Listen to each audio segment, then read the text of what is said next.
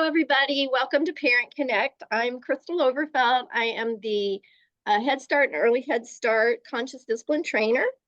And this is our fourth session in a series of parent tips and tools from Conscious Discipline parent curriculum. And today we're going to be talking about the power of free will and the skill of choices. And just like all the times before, we've broken it up into three little segments. The first one is just breathe. And that's all about how we create safety through calming ourselves through breathing.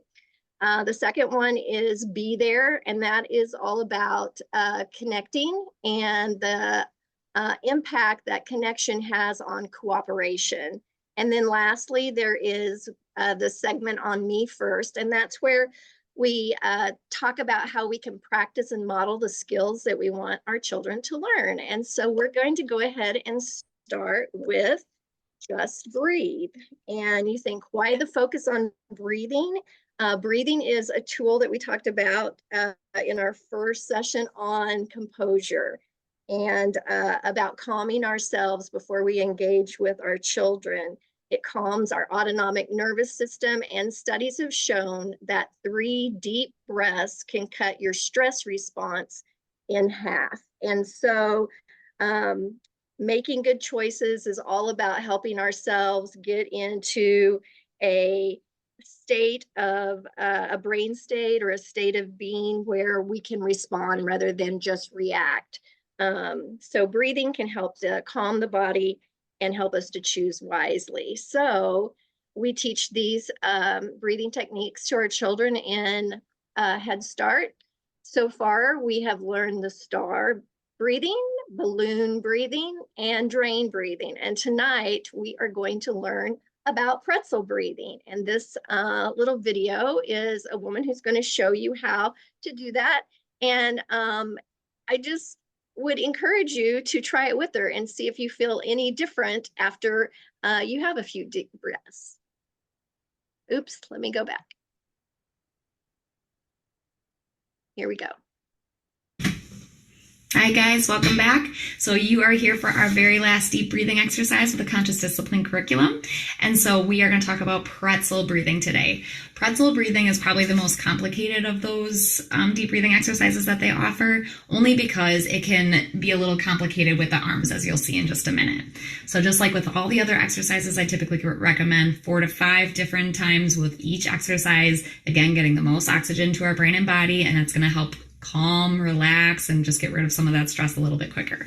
So with pretzel breathing, there's 2 ways to do this. So for a little bit older kids or kids that have a pretty good understanding of direction following, they can do the trickier way of the 2. So I'm going to back up a little bit so you can see. All I do is I cross my hands, turn thumbs down, grab my hand, bend our elbows to bring in, and then you're going to put your thumb right on your chin. What that does is it kind of centers our crossing midline abilities, and so we have all of these twists and turns that are kind of working on centering and crossing that midline. So we're going to breathe in through our nose, blow out, breathe in and out. Again, 4 to 5 times. The second way that I offer to do this is more for younger kids that have a harder time with all that hand flipping and turning. And essentially what I have them do is just crisscross and put their hands on their shoulders. It's still crossing that midline. And so it's just giving us that center again. And how that looks is just like this. And you're going to breathe in and out and in 4 to 5 times. Thanks, guys. Okay, so depending on the age of your child, will determine which pretzel breathing might be best for them to do. But even whenever we learn these breathing techniques in playful ways that children can learn, even when I do them, I always feel a difference in my body. I feel more relaxed and more centered when I do that. So breathing is a great tool. Next, we're going to talk about be there. And be there is all about connecting with your child. Cooperation follows connection. In fact, research shows, and this amazes me when I think about it, that 5 minutes of focused play will reduce power struggles by 50%. And so connection is all about having time on purpose to have eye contact, touch, really be present with your child where your brain is in the same place as your body, and in a playful situation. And so in Head Start, we use what we call love rituals, and they're little playful rhymes and things that we do where we make eye contact, touch, and play with the child and are present with them. And I am amazed how much cooperation children are willing to give whenever they have had that little dose of feel-good chemicals that your brain releases whenever you have those moments of interaction with them. And so we're going to learn one this session called Dancing Hands. And one thing that I want to say is don't worry about always, getting the words right, or if it's too cutesy for you, as a dad, maybe to do something like this. There's a ton of different interactions and playful things that you can do with a child that involve eye contact, touch, presence in a playful situation. But these are some of them that we use in Head Start. So we're going to share a little video of a teacher and a child doing dancing hands. Dancing up, Ethan's hands are dancing down. Ethan's hands are dancing all around the town. Dancing on my knees, dancing on my knees, dancing on my feet, dancing on my feet, dancing on my feet, dancing on my shoulders, dancing on and dancing on my cheeks. High five. All right.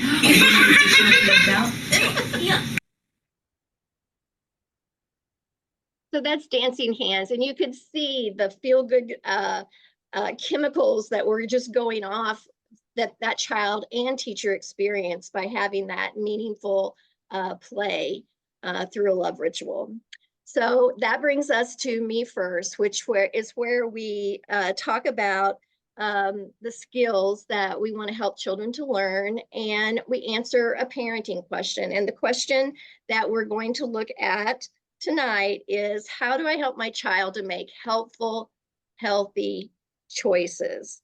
And we're going to look at, just like we have in our past sessions. In our first session, we answered the question, how do I help my child learn to self-regulate? In the second one, we answered the question, how do I teach my child to follow directions and give directions that they can follow? And then last session, we answered the question, how do I encourage my child? And what we've learned along the way is that children learn these things through experience. And tonight we're going to look at how we shape their experiences through the choices that we offer them. But key to understanding choices is understanding and realizing that we make choices all of the time, and we all have been given the power of free will. And a good way to think about free will is thinking about, have you ever tried to feed a baby peas and ended up wearing them, right? You can put them in their mouth, but you can't make them eat them, right? Or have you ever been trying to help a child to try to get them to move from one area to another and have a toddler go noodle body on you and not be willing to do that? And so the power of free will just recognizes the basic fact of life that you can't make a person do something unless they're willing. And choices are what allow us to engage the reality of free will to help children use their willingness to choose well. And so it's kind of changing your mindset from how can I make this kid do this thing to how can I help my child to choose to behave a certain way. And the way that we do that is by giving children 2 options so that they can use their free will to operate that power of their will, but with 2 choices and limits that we have set that are okay with us. So let's talk about, we know choices is tied directly to free will, but let's talk about what choices isn't, because sometimes whenever we start talking about choices and children, we think, oh, that just means that you're going to let them do whatever they want, and it's just a free for all, and it's permissiveness. It's asking a child, do you want to do this? Do you want to do that? Do you want to? Do you want to? Do you want to? And that's not the kind of choices that we're talking about.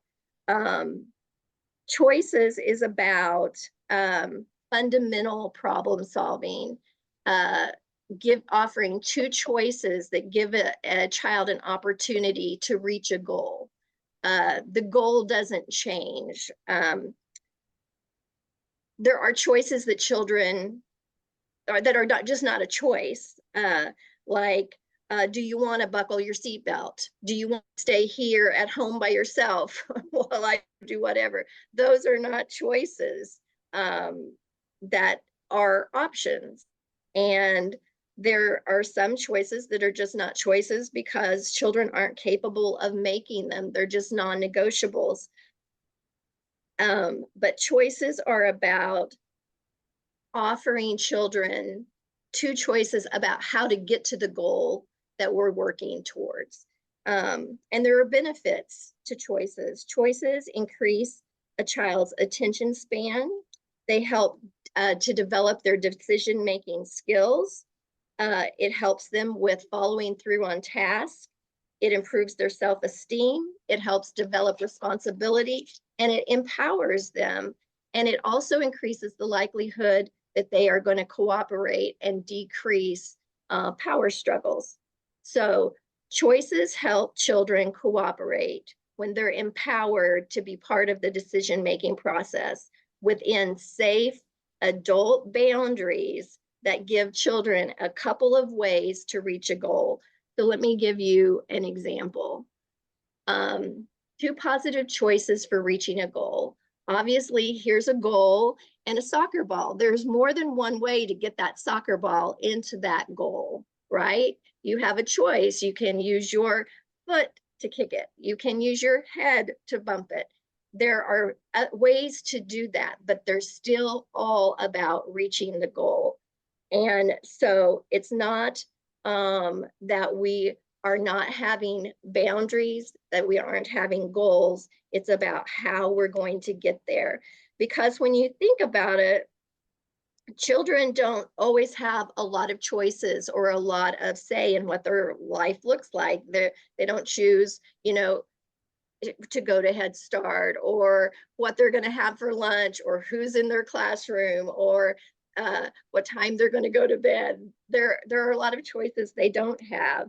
So we want to offer choices within the context of the things that are healthy and good for them, that allow them to have a little bit of agency in meeting that goal.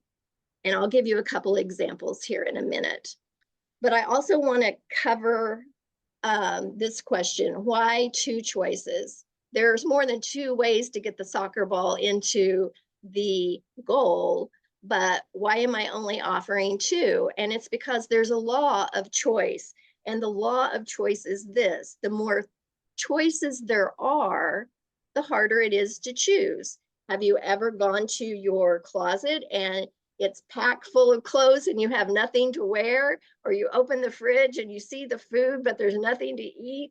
And it's because sometimes it's just too much, where if I can give you 2 choices and narrow it down, it makes it easier for us to choose. Because I'm sure that you've had a child with a toy box full of toys and be bored, have nothing to do, right?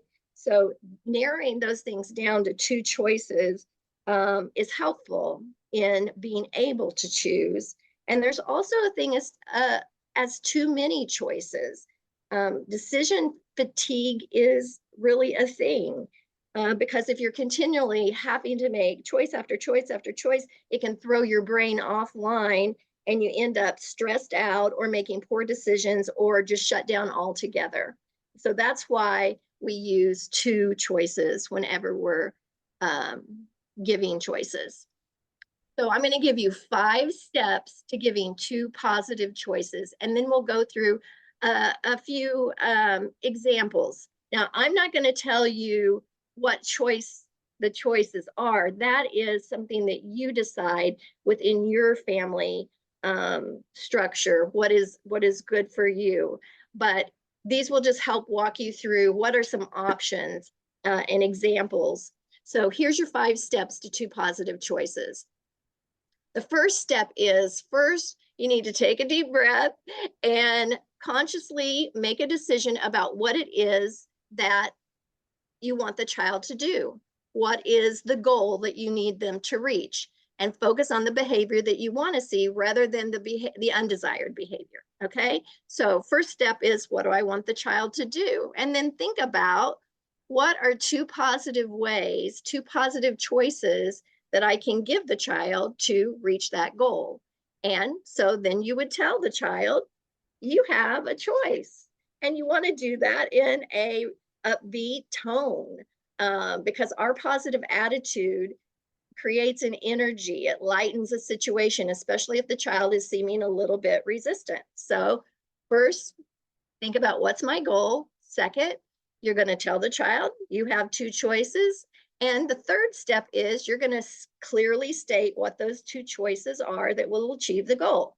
You may this, or you may that. Okay. And then the 4th step is to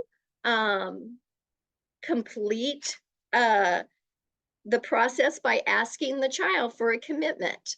This is the first time there is a question. Okay, we've decided on our goal. We've told them they have a choice. We've stated the 2 choices, and we've asked them, now, which is best for you? What do you choose? And ask them to make a commitment to the choice, which is best for you. And it doesn't matter to me, because I've given 2 choices that I'm perfectly fine with, that I feel like are safe and healthy choices to help them get to where I want them to go.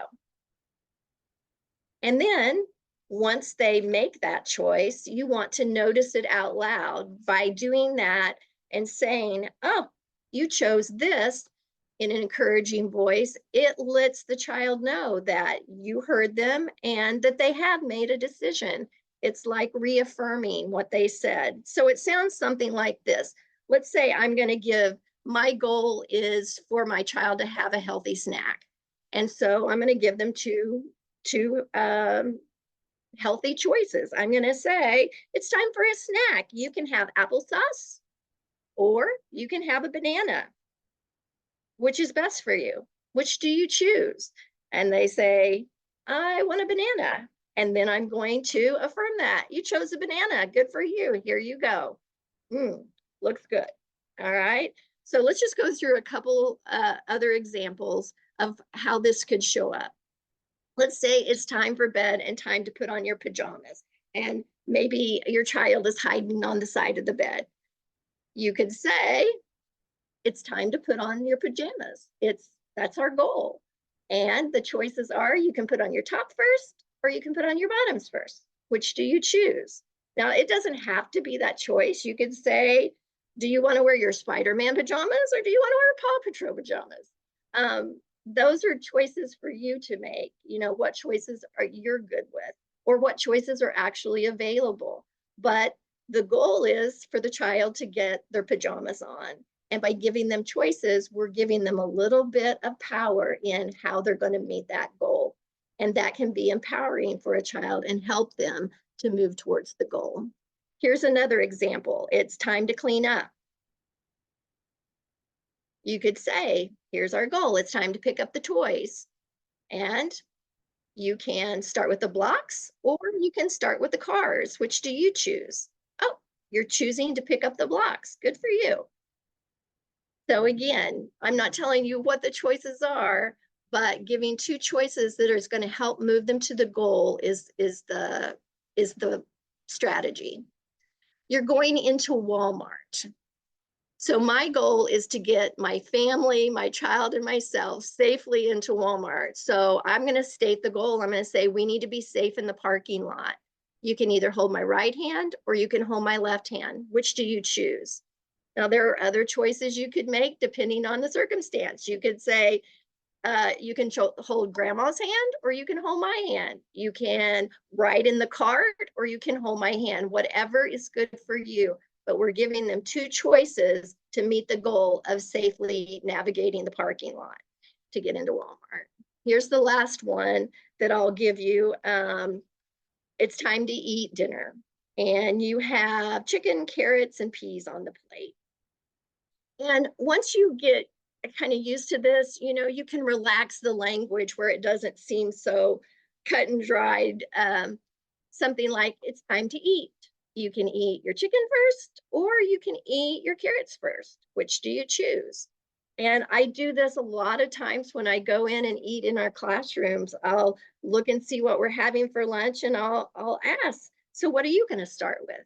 Are you going to eat your chicken, or are you going to eat carrots first? And if they're still thinking about it, not sure they like anything on their plate, I'll just say, and I'll make a choice and model a choice for them. I'm going to start with my chicken. And you can ask them, are you going to start with your fork or your spoon?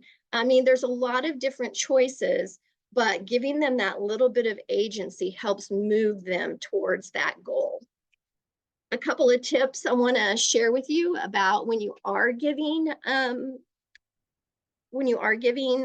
choices is remember that children's brains process slowly, slower than we talk typically. And so we need to give them some time to understand what the choices are. We might have to repeat ourselves if necessary. And it's really helpful to use gestures like pointing or showing them the different choices that they have, but give them time to process, okay?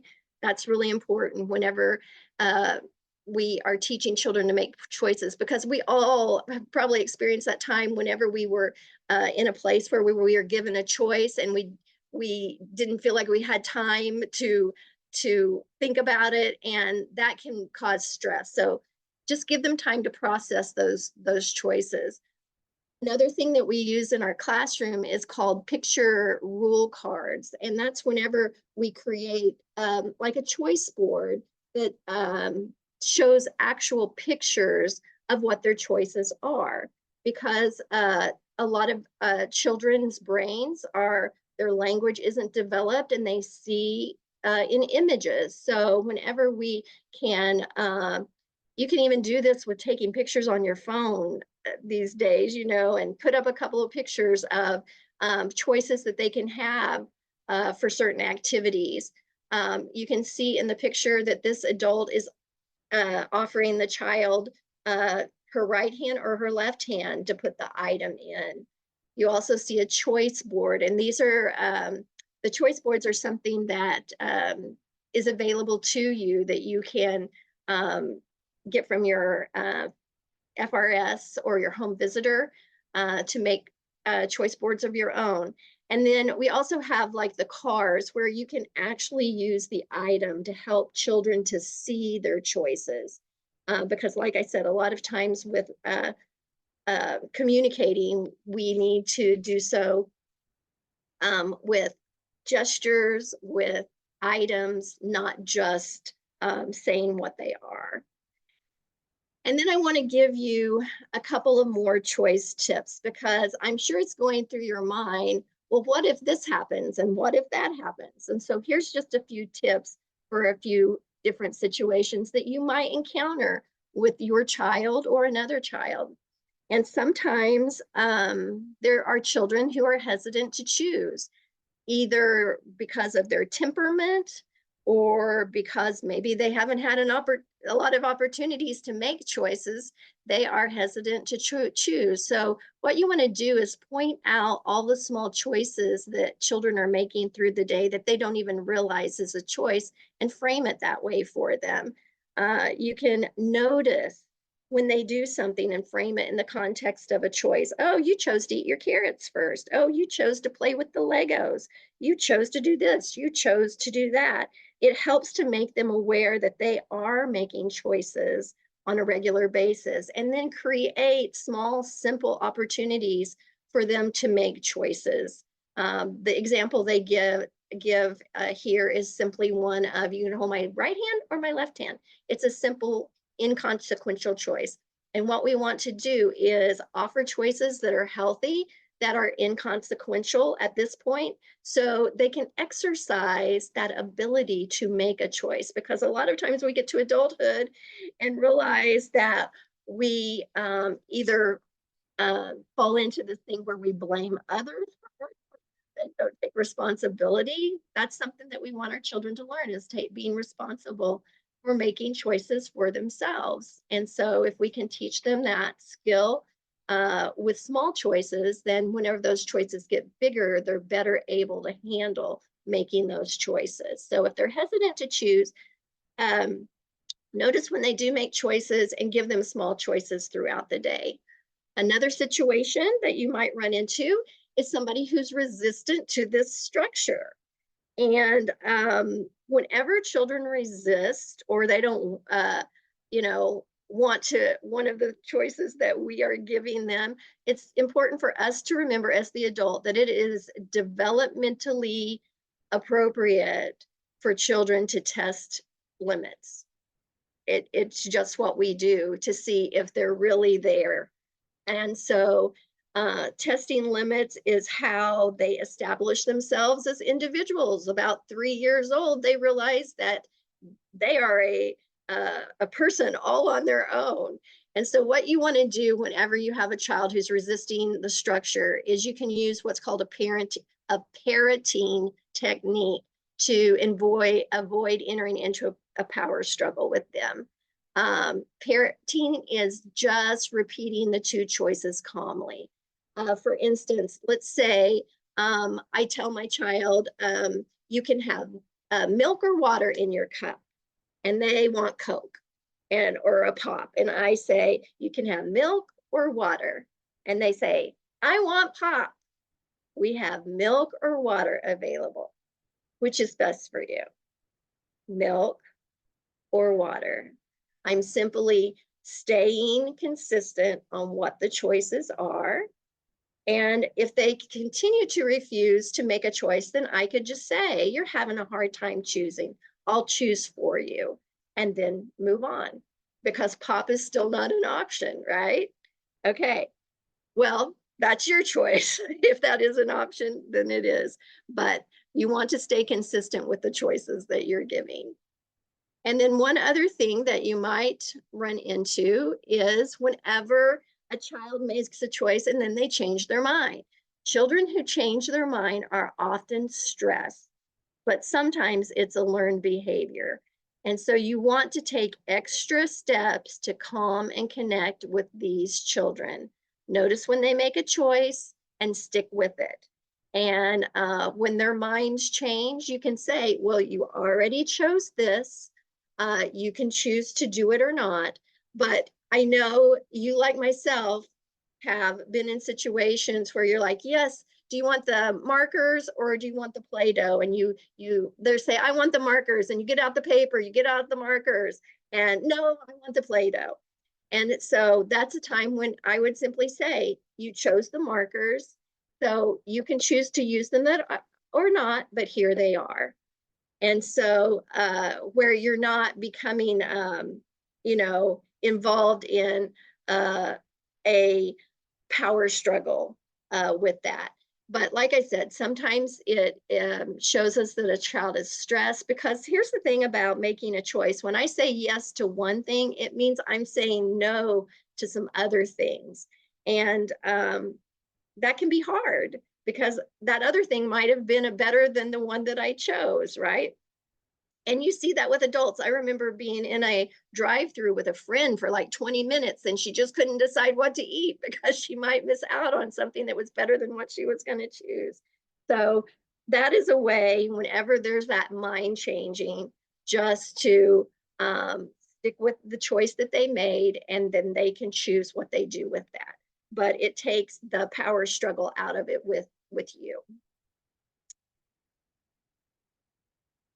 Again, here are some samples of, these are I love you ritual choice boards that will be available to you, where you can cut out the little cards that have the love rituals on them and put up a choice board. And it's something that you can hang in your kitchen, in your child's bedroom, in the bathroom, where they're just available for you, one, to give your child the opportunity to make those choices and work that muscle of choice, and then to make those connections that are important for helping with those power struggles and that cooperation, because connection wires our brain for self-control and willingness. And so I believe that that is all that I have for you tonight. We've shared how you can use two choices to help children to be more likely to succeed at reaching a goal and avoiding power struggles. But now you have a choice.